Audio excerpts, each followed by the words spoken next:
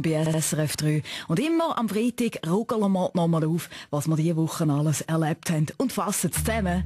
Zum Glück ist Freitag. Mit dem Fabian Unterreger.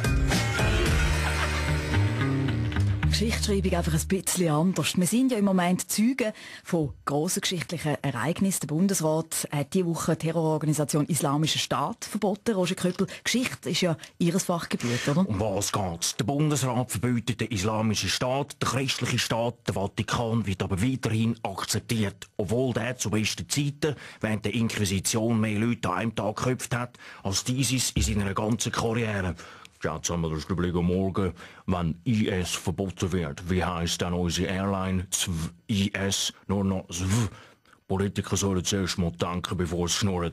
IS. Oder dürfen wir das auch nicht mehr sagen? Das ist okay. Also, die politische Grosswetterlage, die ist im Moment ein bisschen schwierig, Thomas Bucheli. Wie sieht denn das aus der Sicht vom Meteorologen aus? Ja, obwohl der Islamische Staat verboten ist, dürfte es am Himmel immer noch Schleierwolken geben. Nationalrat Christoph Mörgeli, Sie als scharfer Denker, der Bundesrat verbietet die Terrororganisation Islamischer Staat, IS. Ja, wissen Sie, die IS verbreitet sich schneller als die Deutschen. Wer hätte das gedacht? Kennen Sie, Frau Fitsch? Trotzdem habe ich mehr Angst vor den Deutschen. Und hat noch zwar kein Deutscher einen Schweizer geköpft, aber immerhin, wir müssen sagen, wegen billigen Deutschen hat das schon vielen Schweizer den Kopf gekostet. Das ist fatal. Das letzte Wort zu dem Thema von einem Strateg, Christian Gross, ja gern.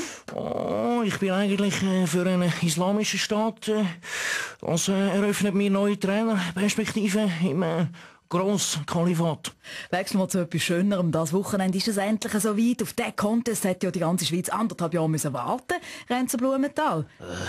Du meinst Säulerennen an der Alma? Nein, die Miss Schweiz-Wahlen, das Wochenende. Stefan Eicher, du schaust auch. Junge Mädchen, tous les filles du Limat Gay präsentieren wie das Fleisch in einer Boulangerie.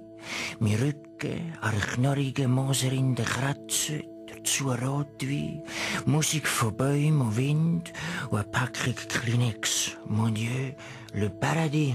Ja, Stefan, ciao zusammen, das ist nochmal der Blick am Morgen. Ich weiss, wer die Misswahl gönnt. Nur so viel, es ist die Freundin von einem Fußballer. Zum Glück ist Freitag.